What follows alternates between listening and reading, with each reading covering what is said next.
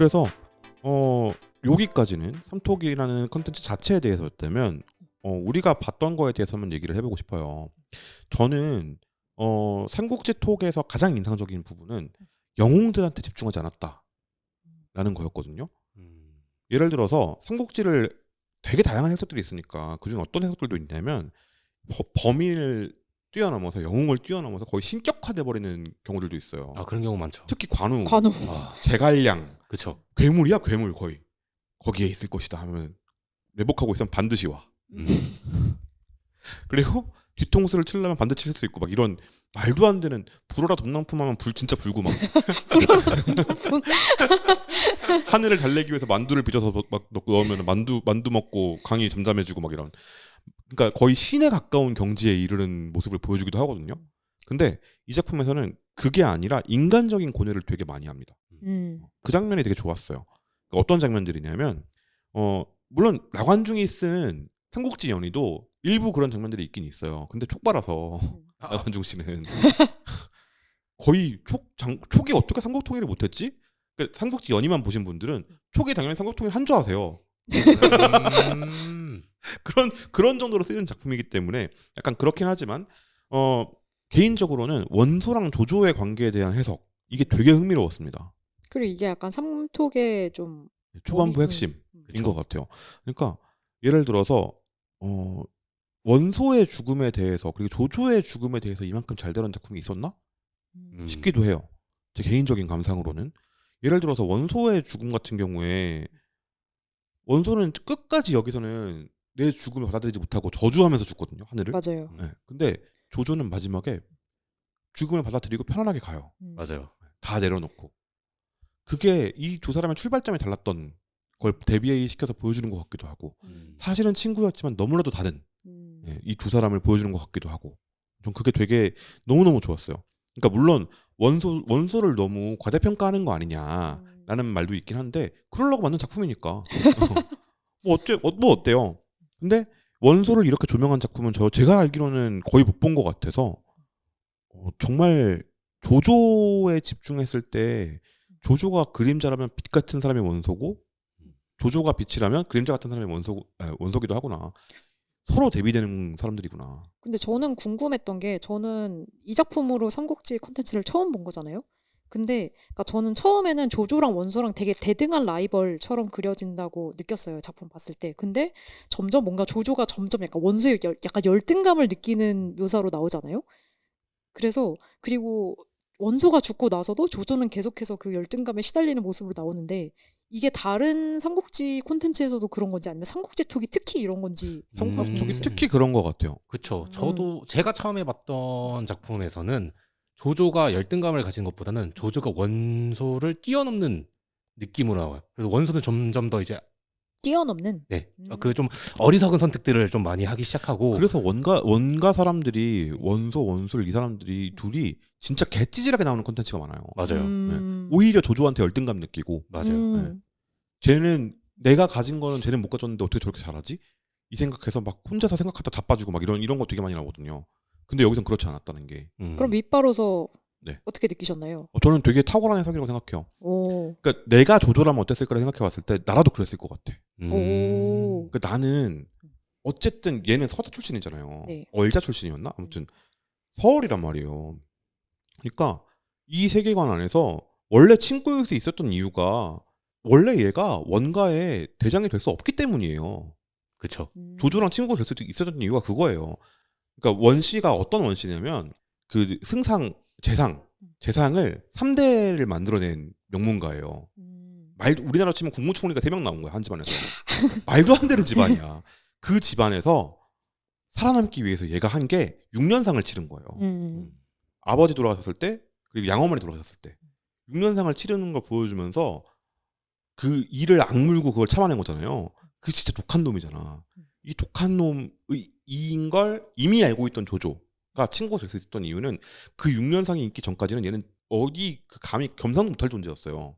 조조와. 네, 조조가 아니라 그 원가 사람들이. 그러니까 그러니까 환관의 자식, 환관의 핏줄인 조조와 친구가 된 거예요. 그래서 이 둘이 친구였던 건데 프린스 원소가 된 다음에도 원소는 같이 친구인 줄 알았죠. 조조는. 원소는 계속 잘 나가 승승장구해. 근데 조조는 녹봉 받아먹는 그냥 공무원이란 말이야. 그 원가의 무서움을 알고 있는 조조의 입장에선 원소가 너무너무 부러웠겠죠. 우리 집도 저런 명문가였으면 아. 내가 더 능력이 좋은데 이 생각을 했겠지. 당연히 월등감을 가졌을 것 같아요. 저는. 나는 예를 들어서 나도 6년생을 할 수 있는데 조조가. 나는 6년생을 할 부모도 없고 그렇게 해도 아무도 알아주지 않는데 쟤는 6년생 했다고 저렇게 되네. 이 생각을 했을 것 같아요. 조조라면. 그래서 되게 저는 탁월한 해석이 아니었나라는 생각이 들었습니다. 그리고 또 예를 들어서 서주대학살을 되게 끔찍하게 그리잖아요. 맞아요. 이거는 이런 식의 그린 작품들은 되게 많아요. 근데 정말 한치의 용서받을 구실도 없이 다 완전 그 끝까지 몰아붙이는 작품은 정말 오랜만에 본 것 같아요. 조조의 패착이다 정도가 아니라 그러니까 씻을 수 없는 과오 네. 정도로 묘사가 되잖아요. 이 작품에서는. 네. 보통은 어떻게 많이들 그리냐면 제가 봤던 작품들에서는 그럴 만한 이유가 있었다. 이 서주 지역이 조조에겐 굉장히 큰 위협이 되는 지역이었는데 자기가 먹기엔 세력이 작고 하지만 명분이 생겨서 조져버렸다. 이런 식으로 그린다든지 뭐 되게 여러 가지 해석들이 있거든요. 근데 그런 거 한마디도 안 붙이고 미친놈이었어요. 로 끝내버리거든요. 눈이 뒤집혔어요. 그러니까 삼국지톡은. 네. 그게 저는 되게 그렇지. 이건 용서받을 수 없는 짓이지. 진짜로 너 보면 진짜 끔찍하게 죽였어요. 사람들을.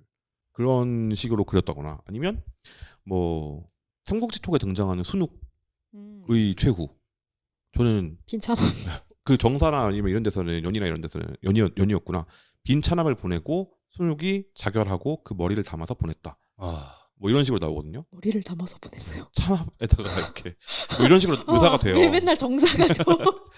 근데 그게 아니라 우리 다 같이 죽기로 결의했을 때 조조가 나눠준 약, 자살용 약, 그 빈통을 순욱한테 보냈다.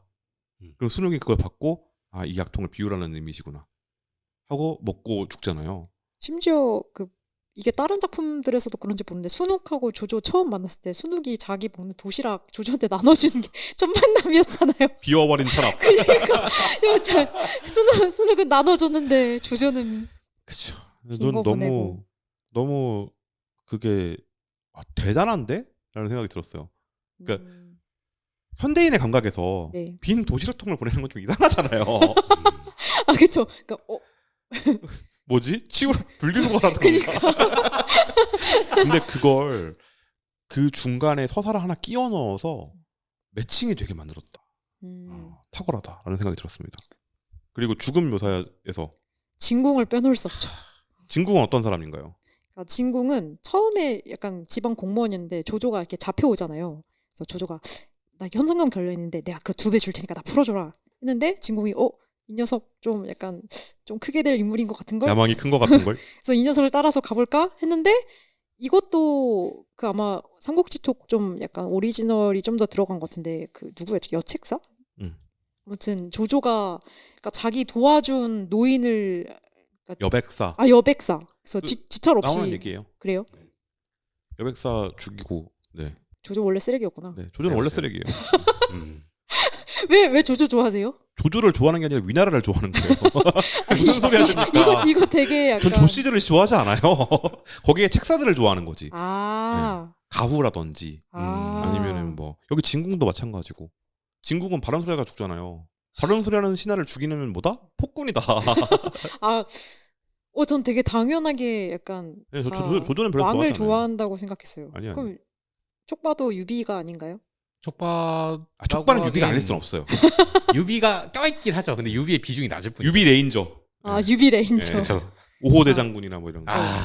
아무튼 그렇습니다. 돌아와서 그래서 진궁은 이렇게 조조 책사가 되잖아요. 그리고 엄청 조조한테 잘 해보려고 진짜 엄청 충성스러운 책사로 일을 하잖아요. 그래서 진궁이 서주 출신이라서 이렇게 서주에 이제 지도자가 없어지니까 새로운 지도자를 모색하고 있는데 우리 조조를 한번 써보십시오 서주 여러분 막 이러면서 막 엄청 열심히 PT도 하는데 조조놈은 효도를 해버렸다. 큰 효도로 보답했죠. 보답했죠. 그래서 약간 이 새끼 안 그래도 좀 사이코 기질이 보였는데 진짜 사이코다. 이 새끼 밑에선 일 못하겠다. 그리고 얘가 대업을 이루면 큰일 난다. 음. 네, 그런 거기까지 생각을 하게 되죠. 네. 그러면 이제 조조는 그걸 어떻게 갚아주느냐? 죽음으로 갚습니다. 내가 죽는 게 아니라 걔를 죽여. 그래서 진궁이 배신하잖아요. 그러니까 조조를 버리고 나는 얘를 못 모시겠다. 내 주군은 얘가 아니다 하고 가는데 그게 하필 여포였던. 아 진궁 너무 불쌍해. 아. 여포는 그러니까 진궁은 엄청 열심히 또 간언을 하는데 여포가 진짜 하나도 안 듣잖아요. 그래서 감 여러 번 하는데 듣지 않고 그래서 약간 진궁도 이제 아 여포 망했다. 나도 망하겠구나 하고 이제 거의 받아들인 와중에 여포가 진짜로 죽게 되고 이제 조조랑 그 마지막 죽음을 이제 삼국지 쪽에서 묘사를 하는데 그게 그 조조랑 진궁의 대비가 엄청 그죠. 돌아올 수 없는 강을 건너버린 조조와 음. 그 강을 건너지 않기로 선택한 진궁을 대비시켜서 보여주죠. 그래서 진궁은 이미 죽음을 각오했죠. 각오했고 그래서 아주 눈빛 표현하는 게 진짜 그 표정 얘기를 했잖아요. 아 이거 보셔야 합니다. 진짜로 나는 죽어도 상관없다 이제. 그 선글 그 진궁도 안경을 끼고 있는데 그 안경이 한 반쯤 깨져서 그게 약간 빨간 그죠. 안광으로 이렇게 비치는데 눈빛이 진짜 난 죽여라? 약간 이런 나는 근데 조조는 되게 엄청 초조하게 야 너 아내도 있고 자식들 어쩔 거야? 내가 다 죽여버릴 건데 너 진짜 여기서 죽어도 괜찮아? 약간 엄청 초조한 느낌으로 나오죠. 근데 거기에 진짜 흔들리지 않고 이 밑으로는 못 가겠다. 그죠. 그게 되게 조조라는 캐릭터의 변화에서 되게 몇 개의 변곡점이 있는데 그 중에 하나였던 것 같아요. 진궁을 죽이게 된 게. 이 삼국지통 내에서. 그래서 정사랑 연희를 바탕으로 해서 이런 상황에서 이런 인물이라면 어떻게 했을까를 극한까지 상상한 작품인 것 같아요. 그러니까 실제로 있을 법한 인간이 아니라 실존했던 인간들이 어떻게 행동했을지를 생각해 보면서 만들었다라는 생각이 들었습니다. 그러니까 역사와는 상관없이 이렇게 초기 조건이 주어졌을 때 이 사람들 다 어떻게 움직였을까를 가지고 움직여본 것 같은 거죠. 거대한 사고실험 같은 느낌으로.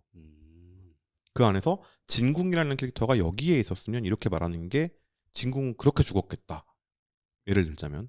그리고 뭐 원소를 그런 상황에서 만나서 점점 치고 나가는 원소를 봤던 조조는 열등감을 느끼고 초조함을 느끼고 그리고 이 원소한테 어떤 패배의식 같은 걸 가졌겠다. 이건 너무 자연스럽잖아요. 친구였던 놈이 너무 잘 나가 갑자기. 근데 나도 그렇게 될 수 있는데 쟤는 심지어 집안발까지 있어. 이거는 내가 넘을 수가 없네. 다른 건 다 넘겠는데 집안은 못 넘네. 이때의 느꼈을 그죠? 그리고 그런 어떤 극의 무게에 맞춰서 이걸 조절해 나가는 능력. 이것도 되게 탁월했다라는 생각이 들었습니다. 그래서 그동안 나왔던 작품들 중에서 인간 개인 스토리에 나오는 개개인 한 명 한 명에 좀 집중하려고 노력했던 작품, 특히 이제 중심 인물들을 중심으로 핵심 인물들을 중심으로 해서 이렇게 표현한 작품도 좀 드물다라는 생각이 들었습니다. 삼국지를 그리면 어쩔 수 없이 수만 명을 학살하는 결정을 내리는 이 장수들을 변호하는 입장이 될 수밖에 없어요. 그렇죠. 얘네는 사실 이런 이유가 있었기 때문에 이런 걸 저지른 것입니다. 대의 명분이라는 것이 있고 대업을 위한 길에서는 이런 일을 할 수밖에 없고 막 이렇게 얘기를 한단 말이야. 근데 그걸 유비가 말하게 시키잖아요. 마지막에 거의 후반부에 이게 유비 입에서 나오니까 되게 이상한 거야. 아 맞아요. 조조의 입에서 나오면 그러니까 장비를 잃고 관우를 잃은 유비가 미쳐가지고 이릉대전을 일으킬 때 그 얘기를 하고 이 얘기를 하거든요. 수만 명이 죽어도 다 죽어도 된다. 나는 가서 싸워야겠다라는 말을 하거든요. 근데 저는 그 앞에서 계속해서 끈끈하게 그러니까 유비랑 관우랑 장비랑 이 관계를 보여줘서 여기서는 너무 이해가 갔어요. 당연하죠. 그게 깔려 있다는 거예요. 그러니까 이걸 변호하지 않아요. 하지만 인간적으로 이해되게 만들어요. 변호하는 거랑 다르죠. 저 사실 조조는 별로 이해가 안 갔는데 유비는 조조는 이해할 수 없어요. 그러니까 그게 삼국지 연이나 아니면 네. 다른 것들을 읽다 보면 조조의 이해가 되는 지점들이 생기거든요. 네. 여기는 없잖아요. 그냥 원소한테 열등감 느끼는 것 정도는 이해가 가지만 왜 저렇게 사람을 죽이지? 진짜 미친놈인가라는 생각이 들잖아요. 근데 그걸 여기서 극대화시켜 놓은 거지. 다른 작품들을 보다 보면 조조에게도 다 명분이 있고 이유가 있어요. 순육을 죽인 것도 이유가 있어. 다 이유들이 있어요. 근데 여기서 짧게 나오긴 하지만 그게 잘 안 느껴지게 세팅했다고 저는 생각해요. 의도한 거라고 생각해요. 왜냐하면 유비가 마지막에 이릉대전 일으킬 때 얘 완전 미쳐버렸구나를 극단적으로 보여주는 걸 보면서 그 생각을 했어요. 조조처럼 됐네 얘. 그쵸, 맞아요. 그쵸. 네. 얘 조조처럼 됐다. 그리고 근데 조조처럼 될 만했다. 그걸 이해하게 되잖아요. 예. 그래서 이제 그 어떤 인간적인 고민들을 엿볼 수 있게 만들었는데 조조는 인간적인 고민이 아니었다. 그냥 인간이 아니었네요. 그래서 약간 그런 생각을 좀 하게 됐습니다. 그래서 유일한 작품은 아닐 거예요. 이런 삼국지를 다룬 작품 중에 인간을 조명한 유일한 작품은 아니겠지만 조명하고 노력한 작품들 중에 하나 정도로는 평가할 수 있겠다라는 생각이 들었습니다. 그래서 우리가 이렇게까지 얘기를 했는데 명장면, 명대사 이런 거 안 꼽을 수 없지 않겠어요? 너무너무 그러니까 사실 얘기를 더 하라면 더 할 수 있어. 에피소드별로 꼽아가지고 다 할 수 있습니다. 근데 그렇게 하면 보는 재미가 떨어지니까 그쵸. 여러분이 꼽은 명대사부터 한번 들어보도록 하죠. 정우님은 어떤 명대사를 꼽으셨습니까? 저는 현중왕 유비 구화에서 이제 조조군하고 이제 장비가 서로 싸울 때에 대한 이야기인데 산골 요새인 탕거체를 점령하기 위해서 전투를 벌였고 그 전투에서 장비가 이제 승리를 한 거예요. 근데 승리해서 돌아왔으니 유비가 이제 너의 어리광을 다 받아줄게 하고 이렇게 버선발로 뛰어간단 말이죠. 근데 갑자기 장비가 금원진하게 절을 하면서 형님 말 잘 듣겠습니다. 이런 말을 하면서 이제 신하가 그 왕을 뵙습니다. 이런 느낌의 이제 말들을 하죠. 근데 그때 했던 장비의 생각이 형님이 얼마나 외로웠을지라는 그 한마디가 딱 있어요. 그러니까 이게 무슨 말이냐면 장비나 관우는 사실상 유비가 그 민중들을 버리고 그냥 갔으면 좋겠다라는 거예요. 처음에 이 사람들 다 이끌고 가기에는 우리가 너무 힘들다.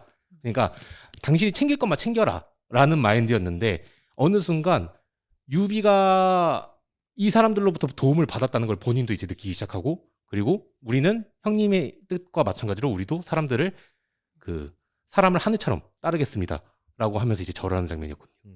이 부분이 좀 가장 뭉클했죠. 아 진짜 촉바구나. 그렇죠. 벅차오르는 지점이.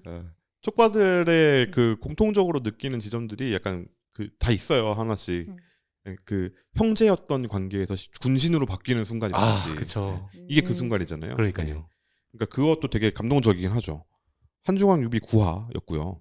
그리고 저는 두 가지를 꼽았어요. 관도대전 136화 통곡하는 조조 편에서 관도대전 이겼습니다. 조조가 136화쯤 했으면 이겼겠죠. 관도를 이긴 다음에 그 기자들 다 불러 모아요.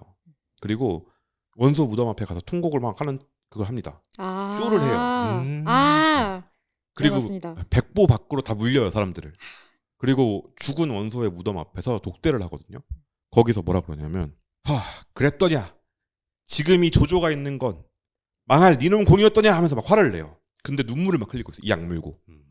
그러면서 원소라는 태산이 없는 세상에서도 이 조조가 조조일 수 있을까? 라고 말하는 장면이 있습니다. 그러니까 조조라는 인간이 얼마나 그 열등감 덩어리인가를 보여주는 장면이기도 하고 친구를 가장 친한 친구였던 원소를 적으로 가장 강대한 적이었던 원소를 떠나보내는 그 조조한테는 끊임없는 향상심을 주던 존재였던 거예요. 절대 이길 수 없을 것 같은.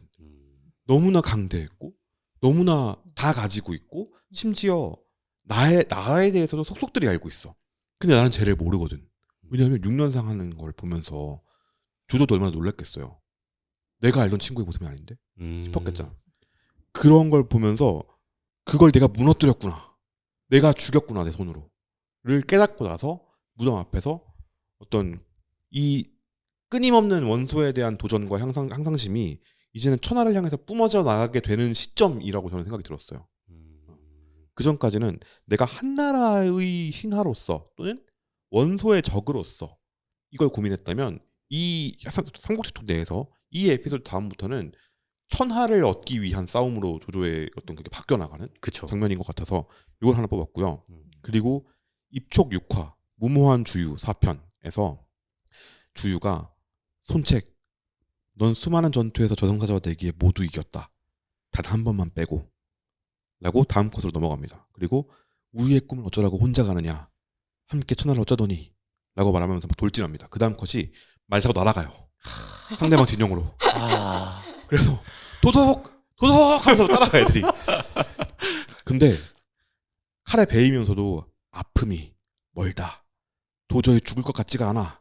이런 기분이었더냐? 손책이라고 묻습니다. 근데 작품 이 삼국지톡 속에서 손책의 말버릇이 죽어도 안 죽어였어요. 아 맞아. 그쵸. 네. 손책 생각하면 마음이 아픕니다. 그러니까 그런 기분을 느낀 거야. 그리고 화살에 딱 맞습니다. 그때 딱 맞고 나서 화살에 이제야 따라잡았다. 드디어 너를 하면서 손책의 손목을 딱 잡아요. 그리고 끝나. 그러면 주유 이렇게 죽나? 라는 생각을 하게 되잖아요. 다음 화에 나오는 대사가 진짜 백미인데 꼭 이거는 직접 읽어보십시오. 와 정말 명대사입니다 이것도. 그니까요. 네, 꼭 한번 읽어보시길 바라고요. 그리고 또 뭐 하나 꼽으라면 조조의 그 유언 실제 남아있는 유언을 각색해서 만든 그 유언 같은 경우도 저는 꽤 좋았다. 조조답다라는 생각이 들었어요. 맞아요. 네. 세미님은 어떠세요? 얼마나 좋으면 아빠가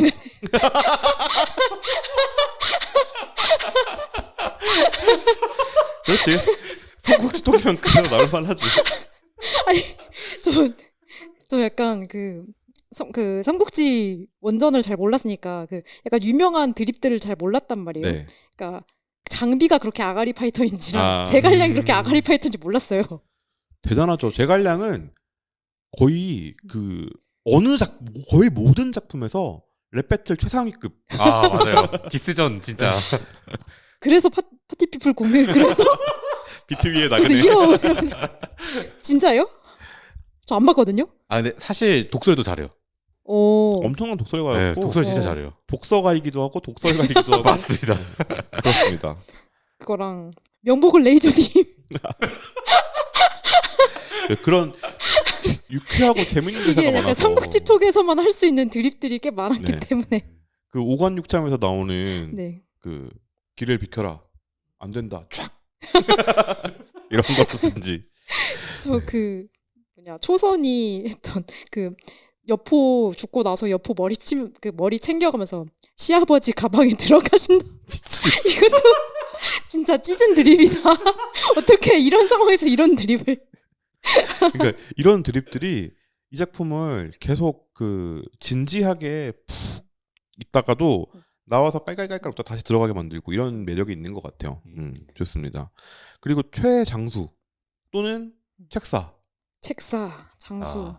정호님은 누구예요? 어렵다. 저는 사실 장수가 그 좋은 조자룡. 조자룡이죠. 좋은 자룡. 그렇습니다. 사실 좀 이번에 작품에서 아까 언급했던 것처럼 삼국지톡에서는 좀 안 비춰졌던 장면이죠. 조자룡 하면 남만 갔을 때 아이언 자룡 생각나고. 그것도 이제 물론 재밌는 장면이긴 한데 사실 조자룡 자체가 제가 봐왔던 이미지랑 삼국지톡에서의 이미지랑 되게 많이 유사해요. 그러니까 좀 사람들을 윗사람한테 까딱하고 뭐 이제 반장 같은 이미지. 곱상한 걸 떠나서 약간 얼굴도 반쯤 가리고 있잖아요. 카카시처럼. 그런 식으로 카카시. 그렇지. 아 맞아. 그런 식으로 가리고 아니 근데 있으니까. 약간 그 뭔가 날카로울 것 같은데 사실 안 그런 게 약간 갯모에. 그런 느낌도 있죠. 그렇죠. 그러니까 어찌 보면 장비와 비슷한 나이대인데 전혀 다른 느낌이니까. 그러니까 사실 저는 조운을 봤을 때 조자룡을 봤을 때 가장 많이 느꼈던 거는 초계 히어로를 따진다면은 조자룡이 아니었을까라는 생각도 해요. 그러니까 항상 위기가 발생했을 때마다 그 돌파구를 찾았던 선봉장이 거진다 조자룡이었거든요. 그렇기 때문에 저는 조자룡을 좋아하고 그리고 이 작품에서도 꽤나 멋있게 잘 나왔다. 만족하면서 봤습니다. 조자룡이 그 삼국지 처음 보는 남자 학생들한테 인기가 진짜 많았어요. 오. 일단 잘생겼다는 그 기믹이 있고 그쵸. 실제로 그랬는지 모릅니다. 근데 잘생겼다는 기믹 그리고 싸움 개 잘하고 그리고 그 전장에서 거의 악귀야 악귀. 네. 다 쓰러뜨리면서 자기는 한 대도 안 맞고 아들 그 유선 구해가지고 도망치고 막 이런 거 보면은 진짜 말도 안 됩니다. 네. 그런 어떤 대단한 능력을 가지고 있다고 묘사되기 때문에 화려한 거 좋아하는 친구들한테 굉장히 인기가 많고 오히려 약간 조자룡 이름도 멋있잖아요. 맞아. 좋은 자룡 해가지고 근데 조씨 약간 아니, 그쪽이랑 다르죠. 아니 저게 그쪽이랑 다르죠. 이따가 할 말입니까? 그래서 근데 조자룡 같은 캐릭터가 있으면 든든하긴 하겠다는 생각을 진짜 많이 하긴 했었어요. 맞아요. 그렇습니다. 그러니까 모든 걸 맡길 수 있는 존재잖아요. 근데 진짜 촉진용에 믿을 만한 인재가 많았네요. 네. 그 인재들을 데리고 그러니까 장수를 잘 만나야 된다. 주군을 잘 만나야 된다. 장수들은.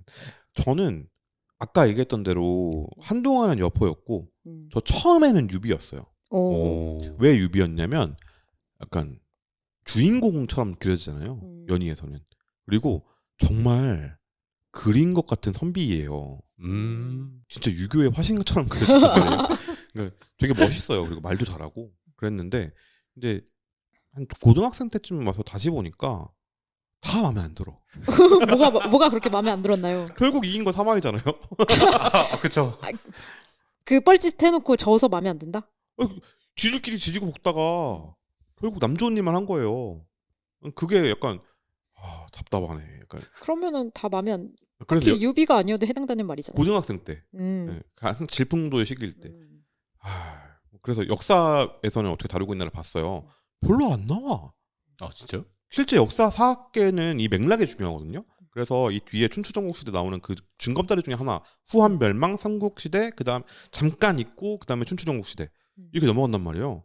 그러니까 보고 있으면 뭐야 삼국지 별로 중요한 거 아니었네. 그냥 소설이 네. 큰일 한 그리고 거였다. 시기상으로도 길지 않아.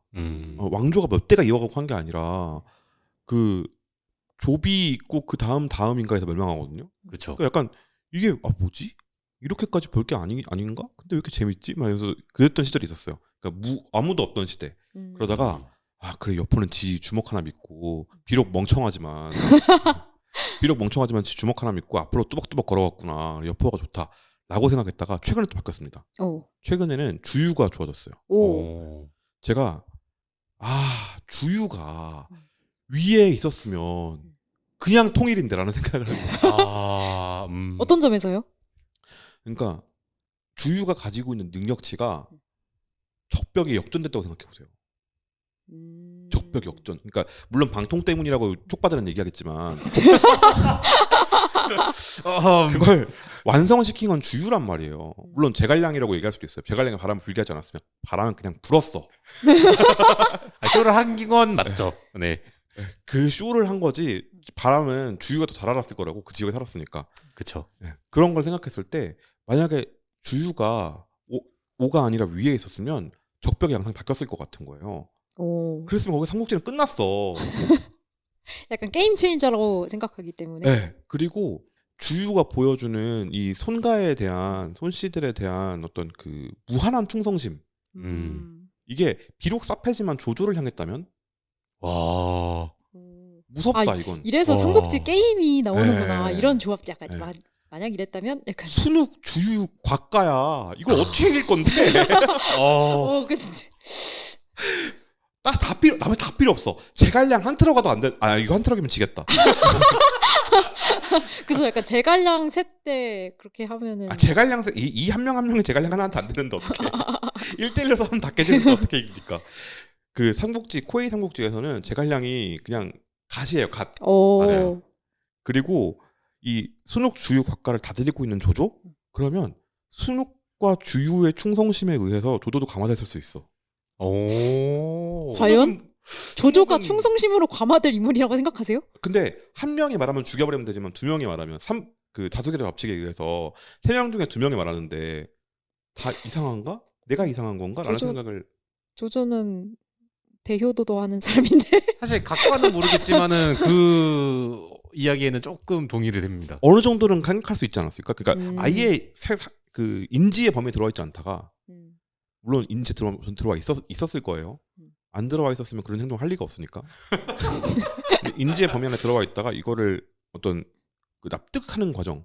어쩔 수 없지. 신하들이 이렇게 원하는데 라고 말할 수 있는 명분이 되지 않았을까라는 생각이 들기도 하고. 그리고 주유가 보여주는 어떤 그 삼국지 내에서의 모습들이 공통적으로 나오는 게 뭐냐면 주유의 별명이 미주유거든요. 아름다울 미자를 써서. 사실 지금 주유 얘기해봤자 얼굴밖에 생각이 안 나거든요. 오피셜하게 이 삼국지 전체를 통틀어서 오피셜하게 잘생겼다 라는 얘기가 반복해서 계속 나오는 사람은 주유밖에 없어요. 맞아요. 그렇기도 해서 주유 정도면이라고 생각하게 됐습니다. 삼톡의 주유 아름답죠. 그렇죠. 그래서 주유도 굉장히 좋아합니다. 저는 삼국지에서 위나라를 제일 좋아하는 거지 다 두루두루 좋아합니다. 제갈량의 능력치 높게 사고요. 그리고 그 싹퉁바가지없게 말하는 능력 굉장히 높게 사고요. 그리고 그 유비의 능력도 그 끝까지 아무리 긁혀도 끝까지 그걸 드러내지 않는 아, 조조가 마지막에 긁었을 때 그때 한번 드러내는 그 야심 그런 것도 매력 있다고 생각하고 맞아요. 그렇습니다. 세미님은요? 저는 좀 불쌍했던 장군들을 꼽고 싶은데요. 삼국지에 불쌍했던 사람들이 너무 많은데 전이 너무 불쌍해요. 아 전이 그죠. 악전. 전이가 그러니까 되게 조조한테 엄청 충성했는데 삼국지톡에서는 그 조조가 유부녀 꼬시면서 그 추한 모습을 보일 때 그 충성심으로 인해 이용당하고 죽는 모습으로 나오잖아요. 왜 저런 주군을 모셔서 주희야. 그거랑 안타깝죠. 여포 모신 고순 얘는 왜 여포한테 충성이나 그 작가님도 각주 달면서 얘는 도대체 왜 여포한테 약간 이런 느낌으로 각주를 다는 게 웃기기도 했는데 진짜 충성 그 자체였으나 여포가 죽으면서 같이 죽은. 그래서 진궁도 사실 그렇고 네. 전 좀 재밌었던 책사는 가후가 가후. 생각납니다. 가후가 굉장히 매력적이어서 삼국 가후전이라는 작품도 있어요. 그 마사토키 네. 그 작가님의 웹툰도 있고 맞아요. 그래서 좀 되게 조커 같은 캐릭터라는 생각이 좀 들어요. 되게 특수 캐릭터. 특정 상황에만 발동. 약간 이렇게 필요할 때 샥 나타났다가 안녕 저는 이 끝났으니까 이렇게 샥 사라지고 약간 그래서 사람들이 약간 주식했으면은 대성할 사람이다 약간 이런 식으로도 얘기를 많이 하더라고요. 입절 치고 달인. 빠지기를 진짜 잘한다. 입절의 달인. 그 처세술에서는 진짜 최고입니다. 그럼 여기서 그 삼국지톡에서 캐릭터 디자인도 좀 되게 특이하게 나오는데 그 약간 염색한 말티즈처럼 머리가 이렇게 양옆에 단발인 흰 백단발인데 밑에만 약간 핑크색 염색됐는데 되게 엄청 음흉은 아니고 뭔가 되게 저 녀석 뭔가 많이 뒤에 숨기고 있을 것 같아 미소를 샥 짓는 그런 그죠. 너구리 같은 아저씨의 모습으로 그려진데 되게 뭔가 다른 애들은 엄청 진지하고 충성 약간 이런 느낌이랑 약간 물 흐르듯이 사는 느낌이라서 되게 이레귤러한 색사다 그죠. 이런 생각을 했습니다. 좋습니다. 그리고 최애 에피소드는 어떤 건가요? 정우님은?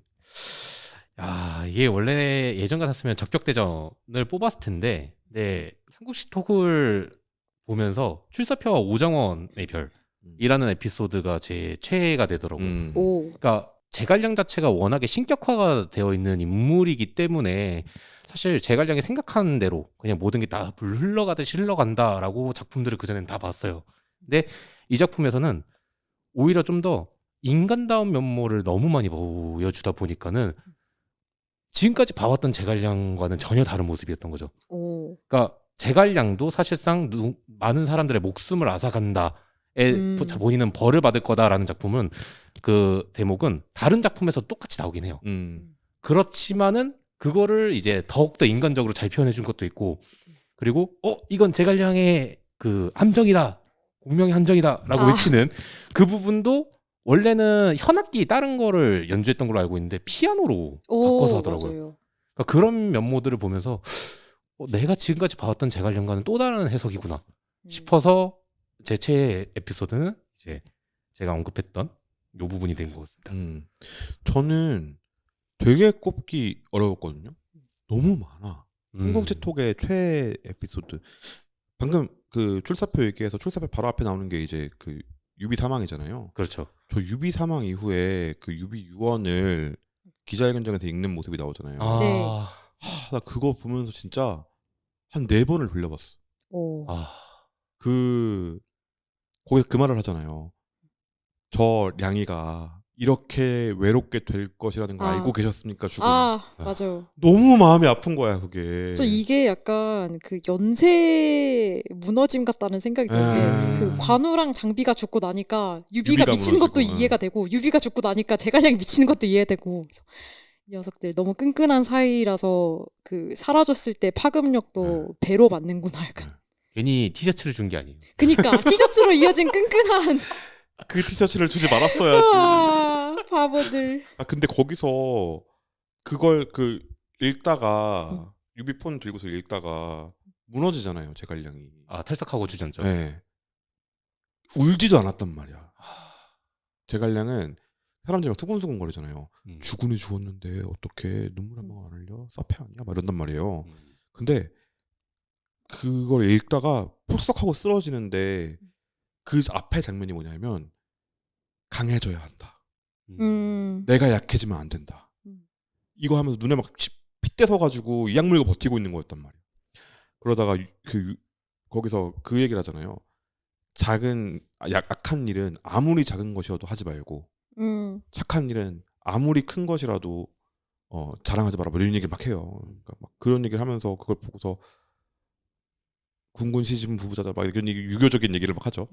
총나라답게. 그러고 나서 제갈량이 그 외로움을 확 느끼는 순간에 대한 묘사가 너무너무 좋아서. 그래서 제갈량 갈 때 이렇게 넘어가는 컷으로 하나 그 문 앞에 이렇게 비어 있는 컷 하나 넘기면은 그 유비 발 네. 이렇게 그려지는 컷도 미쳤다. 그것도 충분히 좋았어. 음. 하지만 초기여서 좀 더 마이너스를 줬고요. 저 아니, 너무 감성팔이었다. 근데 역시 저는 적벽대전인 것 같아요. 왜 적벽을 꼽을 수밖에 없냐면 적벽에서 조지는 게 일단 재밌었고 아. 좀 윗빠지만 조조를 싫어하기 때문에 조조가 조져지는 건 좋습니다. 조조. 그때 거기서 관우가 제가 촉을 싫어하는 이유 중에 하나가 관우예요. 왜 살려줘 거기서? 잡아서 죽였어야지. 그건 아무튼 그리고 주유가 많이 활약하는 에피소드잖아요.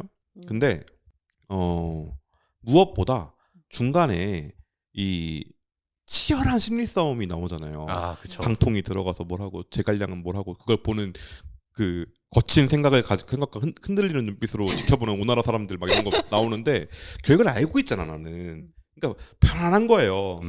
계획대로 되고 있군 이러면서. 근데 그게 그 댓글에서 막 설명해 주는 걸 보고 있고 처음 보는 분들 댓글 댓글 찾아봤어요. 처음 보는 분들이 방통 이렇게 그 배신한 줄 알고 막 이렇게 저 막 이러면서 하고 있는 거예요. 그랬더니 저도 낚임. 댓글에 기다리세요. 막 이렇게 해준 거야. 물론 방통이 이것 때문에 점점점 이러고 말하는 사람들도 있고. 그래서 되게 재밌었다. 네. 그래서 되게 적벽대전 에피소드가 역시 적벽이다. 네. 삼국지를 처음 보는 사람들한테는 적벽이 최고일 것 같다. 아 근데 물론- 적벽대전 네. 저는 그 뭐였지 이렇게 마지막에 하이라이트 부분 모든 칸들을 다 이어서 붙인 것 같은 그 연출이 너무 네. 기가 막히더라고요. 그게 저의 최애 야차입니다. 최애 야차. 네, 여기는 진짜 고트 인정. 네, 고트. 그러니까 저는 그 아까 앞에서 커툰 얘기를 좀 하긴 했지만 이 작품이 6년 동안 연재를 한 작품이잖아요. 네. 그래서 6년 동안도 작가님들이 여러 커툰으로 할 수 있는 연출들을 실험을 하면서 뭔가 더 약간 이런 것도 할 수 있겠다. 약간 뭔가 작가님이 더 발전한 느낌이 있다고 그죠. 생각들거든요. 그래서 초창기에는 아무래도 그 처음 말했던 것처럼 스마트폰 화면으로 보는 것 같은 그런 걸 생각하고 처음 보면은 대부분 다 그 스마트폰 9대 16 비율에 꽉 찬 비율로 컷들이 다 돼 있는데 뒤로 갈수록 점점 약간 1대1 비율로 하다가 갑자기 그러니까 임팩트를 줄 때면 이게 컷이 팍 넓어지잖아요.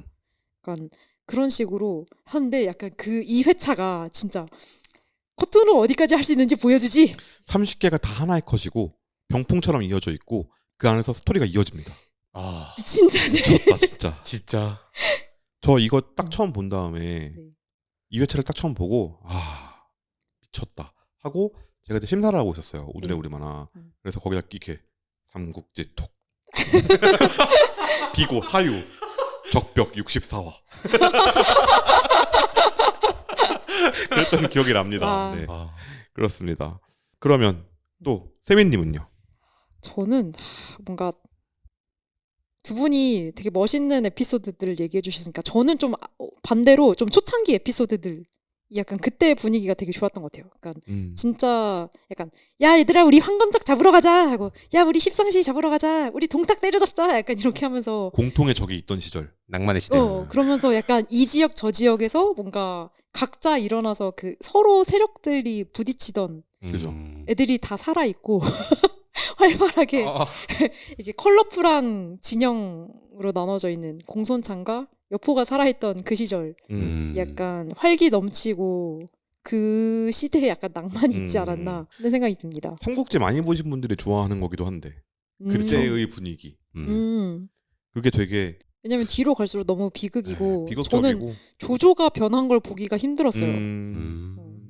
약간 젊은 날의 조조는 저렇지 않았는데 약간 그 나는 저렇게 추하게 늙지 말아야지의 그 추하게 늙은 사람의 네. 표본 같은 느낌으로 나와서 말년에 이 삼국시통 내에서 그걸 느낀 게 나오잖아요. 맞아요. 내가 변했네 라는 걸. 그리고 죽기 전에 변했어 이 새끼야. 죽기 전에 환영 보면서 꿈에서 사람들이 뭐야 회기물이야 이러면서 아, 그걸 보면서 와 이것도 웹툰이어서 할 수 있는 연출인 것 같다 라는 생각이 들었거든요. 어떤 점에서요? 그러니까 지금 회기물 유행이라고 막 한창 비판하고 있을 타이밍에 딱 이게 나온 것도 아예 오리지널로 가서 이렇게 가는 건가? 한 10년 연재 더 하나? 그 사실 저는 그 뒤에 저희 체회차 얘기할 때 저는 거기를 꼽았거든요. 그러니까 그게 그 어디야? 이릉대전에서 그 치세 능신 거기잖아요. 1, 2, 3, 4, 5 해서 그러니까 조조 죽을 때 돼서 그 조조가 딱 젊은 날에 조조로 돌아갔는데 그 모든 게 그 현실과 다른 원소는 공손하게 원술한테 6년상 치르지 않은 6년상 치르지 않고 그리고 공손찬이 죽었고 그리고 유비도 거기가, 죽었죠. 유비는 되게 찢어지게 가난한 집신 만드는 사람이고 공손차는 그 지역의 실세가 아니고 그 원래 유씨 그 있잖아요. 네. 그 지역에 그 사람이 덕으로 통치하고 있고 맞아. 네. 그리고 유 양반이 네. 그리고 오나라는 한나라에게 대들지 않는 호족 집단이 아니고 한나라에게 대들지 않고 와서 이제 그 강동의 호랑이가 와서 목마 태워주고 있고 막 이런. 그러니까 평화로운 이프 시대. 네. 그래서 그게 저는 그거 저도 그게 되게 좋았어요. 그러니까 그걸 약간 빌드업을 해가는 거잖아요. 처음에 갑자기 회기물인가 했는데 점점 그 조조는 그걸 못 견디는 사람이었던 거야. 그런 시대를. 그거를 표현하는 게 너무 좋더라고요. 네. 그러니까 저는 오히려 그 젊은 날의 조조는 되게 약간 좀 방법은 과격할 수 있지만 이렇게 옳은 것에 대해서 수단과 방법을 가리지 않고 약간 되게 그 혈기 넘치는 젊은이를 보는 느낌? 에너지 넘치고 혈기 넘치고 약간 질풍노도의 시기를 한창 오랫동안 내가 겪고 있는. 저 썩은 것들 내가 뜯어 고치겠다. 약간 그런 패기로 넘치는. 근데 권력 잡으니까 자기가 그 때려잡을 놈들이 되어서 그죠. 그게 되게 아쉽죠. 네. 근데 어쩔 수 없는 것 같아요. 조조라는 사람의 기질이 그랬던 것 같기도 하고요. 근데 저는 그래서 뭐 약간 조조가 어떤 사람인지를 약간 그 중년과 노년의 조조를 볼 때는 약간 얘 뭐야? 얘는 왜 이러지? 약간 되게 이해 못할 느낌이었는데 이 에피소드를 보면서 조조는 이런 사람이었구나. 약간 뭔가 이때서야 되게 비로소 조조를 이해하게 된 느낌이라서 되게 울컥했던 에피소드였습니다. 맞아요. 마지막에 다 그 주요 인물들이 핵심 인물들이 최후를 맞을 때 아이고 하게 만드는 지점들이 있어요. 그러지 말지 하는 것도. 정원님은 최애차가 뭐예요? 저는 이릉대전 56화. 이게 이릉대전. 촉과다 보니까 어쩔 수가 없더라고요. 이게 또 그거라니까. 이릉대전 56화쯤 되면 이제 유비 죽거든요. 그쵸. 죽을 준비 중인. 그죠. 이게 유비가 그거잖아요. 이릉대전 그게 막 700리끼를 일자로 그 병력을 포진시켜놨다가 한 방에 괴멸돼가지고 화공 맞아가지고 다 불타버리고. 맞아요. 그래서 뜨거운 연기 들이마셔서 폐가 다 화상 입어가지고 그쵸. 숨도 못 쉬고 나중에 병 걸려 죽거든요. 되게 끔찍하다. 이 정신 나간 진영인 거야. 700리면은 이 긴 거리를 일자로 포진을 하는 게 어딨어요. 미친 거 아니야? 그만큼 제정신이 아니었던 거지. 그렇죠. 제갈량이 무리라고 해놓고서는 이제 제갈량이 말 안 듣다가 그렇게 발생한 사건인데 병상에서 일어났을 때 제갈량이랑 싸운 것도 꽤 재밌는 모습이긴 했지만은 맞아요. 사실 죽기 직전에 이제 장비 그리고 관우 그리고 유비의 어머님이 등장해가지고 일로 와 약간 이런 느낌으로 말하잖아요. 근데 저 멀리서 그 복숭아 나무 아래에 있는 어린 제갈량이 죽은 돌아오십시오 이러면서 외치고 있는 그 모습을 보자마자 저 빨리 하고 내 할 일 하고 다시 돌아올게 하면서 이제 제정신을 찾는 그 모습이 저한테는 좀 최회차였어요. 그렇기 때문에 이번에 이제 이릉대전 56화 그 부분을 좀 한 여러 번 둘러보게 되더라고요. 왜냐면은 그냥 다른 작품에서는 그냥 유비가 병들어서 죽어버렸습니다. 끝. 그리고 출사표. 이게 돼버리는데 그게 아니라 유비가 직접 죽기 전에 왜 이런 어떤 생각을 가지고 이제 출사표에 도장을 찍어줬는지 그런 것들을 좀 더 다시 둘러볼 수 있게 되는 회차였기 때문에 이 회차가 좀 저한테는 최애 회차가 되는 것 같더라고요. 안타까워요. 그러니까 유비가 만약에 장비랑 관우가 좀 더 살았으면 어땠을까? 그러면 이길 수 있었을까? 걔네가 그래도 땅을 좀 더 먹지 않았을까요? 서주까지는 뺏을 수 있었을 것 같아. 형주, 서주 해가지고 쭉 이렇게 올라갈 수 있었을 것 같긴 한데, 근데 물론 이제 이거는 그 연의적 상상력에서. 그렇죠. 예. 근데 결국에는 저는 그래도 안 됐을 것 같아요. 이미 그때 60 가까이 되는 나이들이었기 때문에. 그렇죠. 근데 아들 아니다. 네. 더 얘기해서 뭐 합니까? 네. 그래서 그게 되게 각자 뽑은 그 요소들이 그건 것 같아요. 그러니까 그 각 나라들의 저는 주유를 뽑았고 그리고 어쩌다 보니까 네. 지금 뽑은 그 최애 에피소드가 조조의 최후 그리고 유비의 최후. 죽었으니까. 아, 좋은 조조는 죽은 조조. 그 그러니까 조조의 그 죽음이 좋았던 게 되게 그 한동안은 내가 알던 조조는 어디 가고 너는 이 조조 껍데기를 쓴 너는 누구냐 약간 이런 느낌인데 내가 알던 조조가 다시 돌아온 느낌. 근데 그 끝에서야 그죠. 약간 이런 느낌이라서 너무 늦어버렸다. 맞아요. 그렇죠. 그게 되게 안타깝죠. 근데 이렇게 뽑은 것도 되게 신기한 것 같아요. 그러니까 그러게. 위촉오가 다 모였잖아요. 오. 그리고 이것도 되게 신기하네. 그래서 재밌었다. 그리고 그럼에도 불구하고 아쉬운 지점들은 좀 있습니다. 이제 정리를 좀 해볼 시간인데, 네. 아쉬운 장면들은 당연히 그 에피소드와 관련된 어떤 역사적인 사실이나 연의에서 따온 것이나 이건 쭉쭉 나와 있거든요.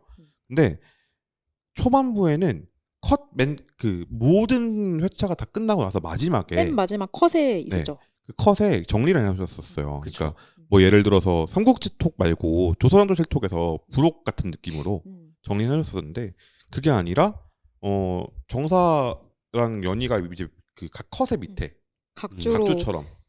그러니까 삼국지톡에서는 애들이 약간 현대적인 말투로 하다 보니까 실제로는 약간 이렇게 말했다. 약간 그 실제 워딩을 써준다든가. 그래서 이것은 연의에서 가져온 것입니다. 혹은 이것은 정사에서 가져온 것입니다. 이런 거를 표기를 해주셨는데 저는 사실 처음 보는 입장에서 이게 있어서 되게 좋았거든요.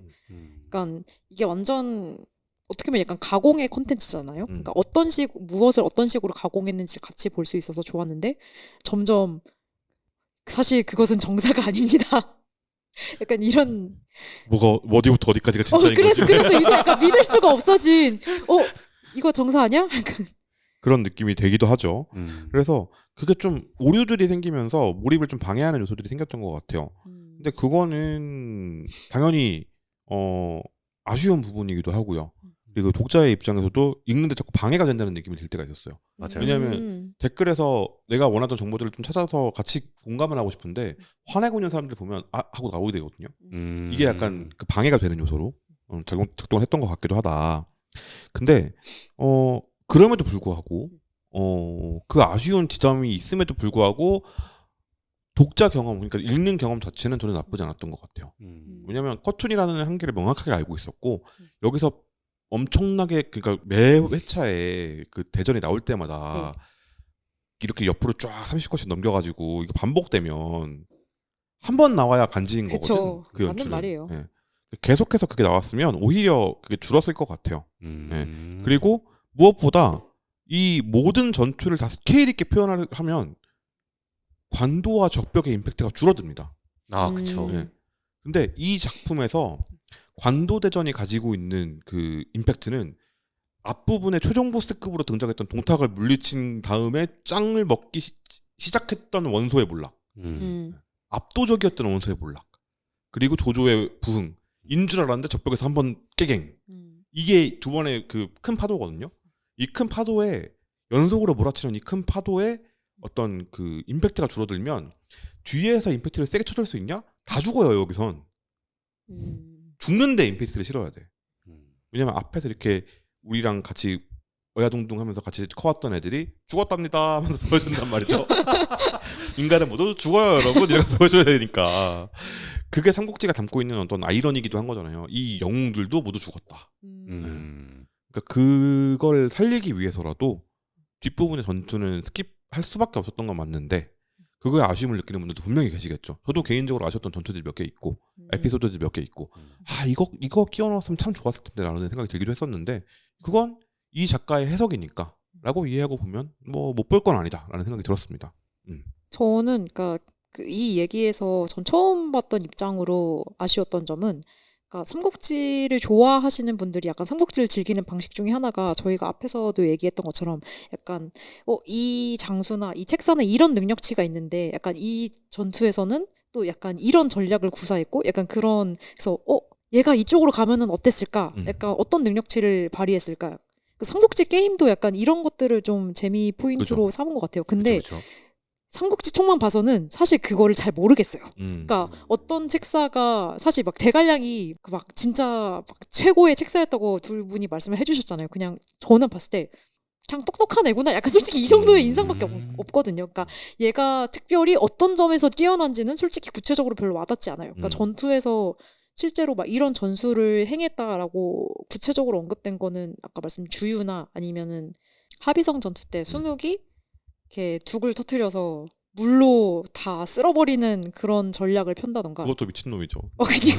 그러니까 뭔가 전투에서 이런 전략을 펴서 이런 책사들이 이런 전략을 내서 승리했습니다. 약간 이런 게 처음에는 묘사가 됐는데 뒤로 갈수록 그게 없어져서 뒤에 나오는 책사들은 그냥 주군에게 충성했습니다.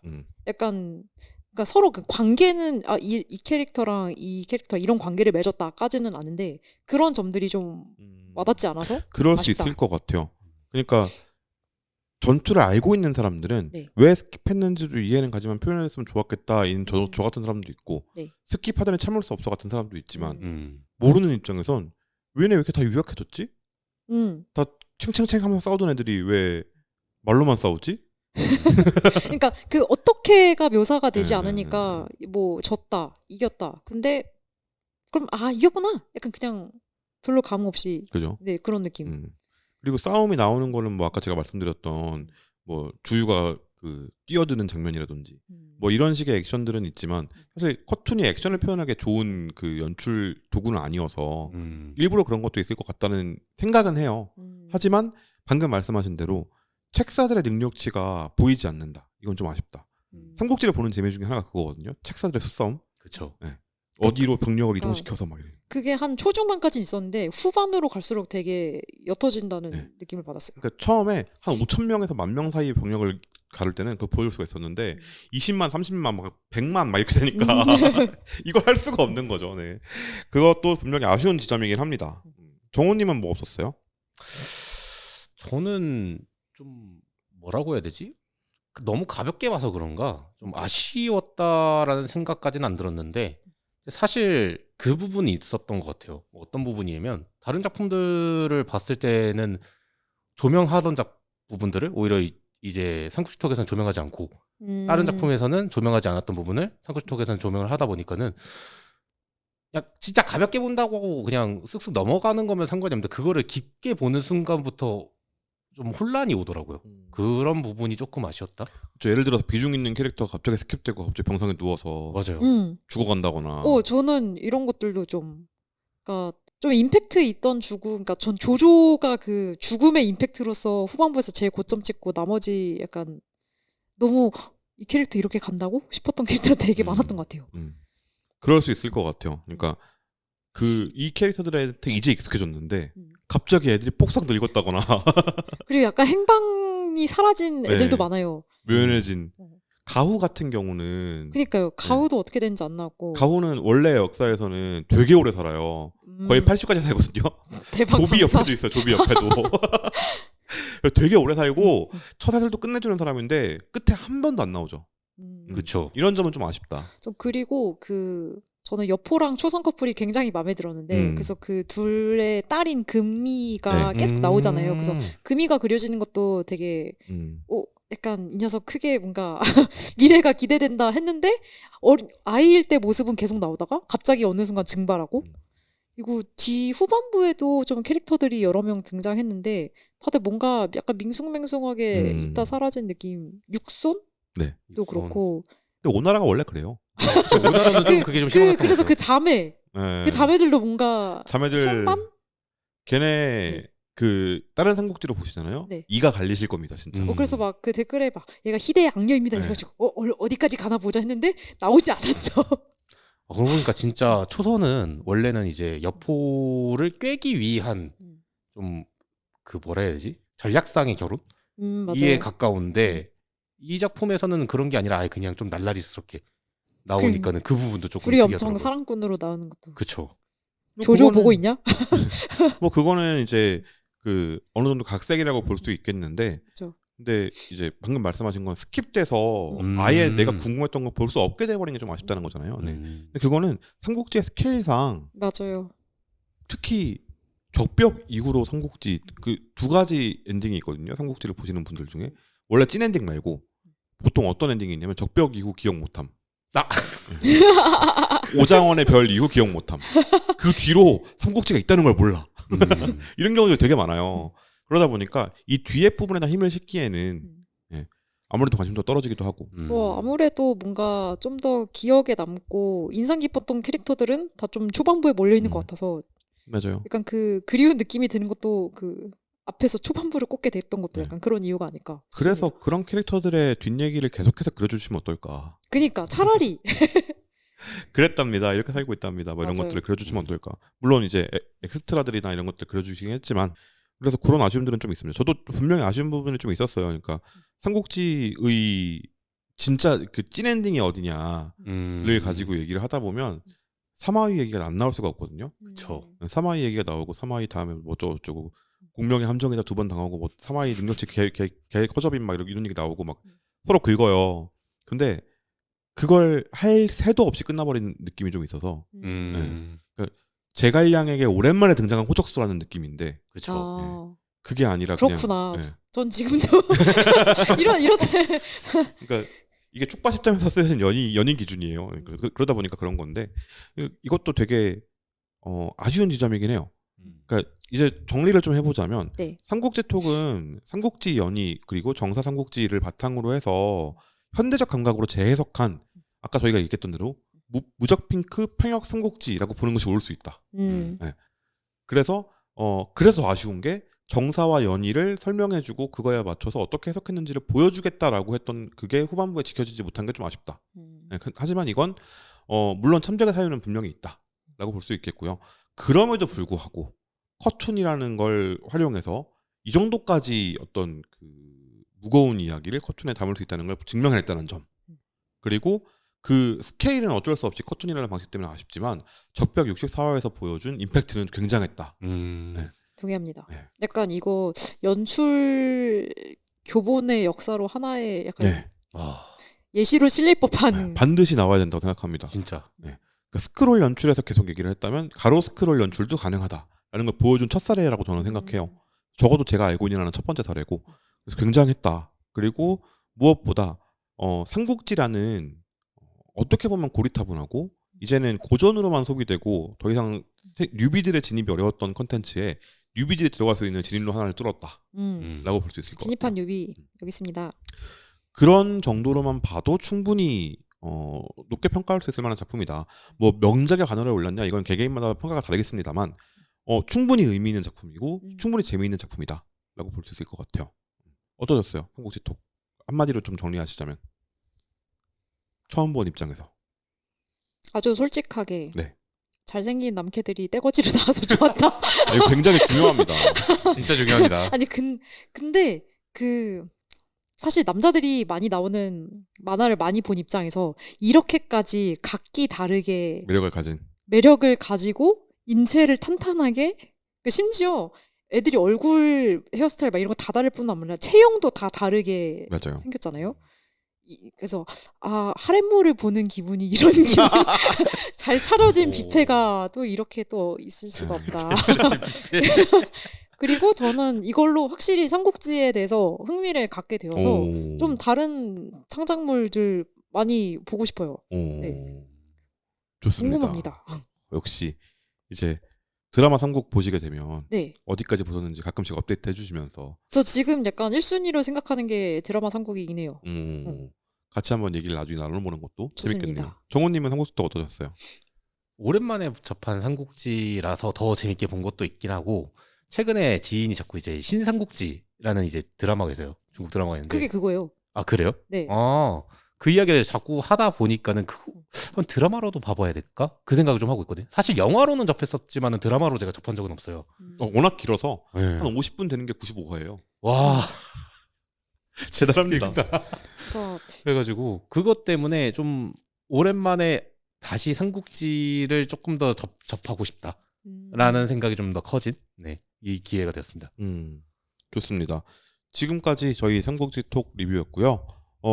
요거는 596화에 달하는 긴 작품이기 때문에 부득이하게 좀 길게 녹음을 했다는 점 양해를 부탁드리면서 저희는 아마 요거는 2회차에 걸쳐서 올라갈 거고요. 그리고 2회차에 걸쳐서 올라간다는 말은 저희는 여러분의 입장에서는 다음 주에 찾아온다는 말이 되겠죠.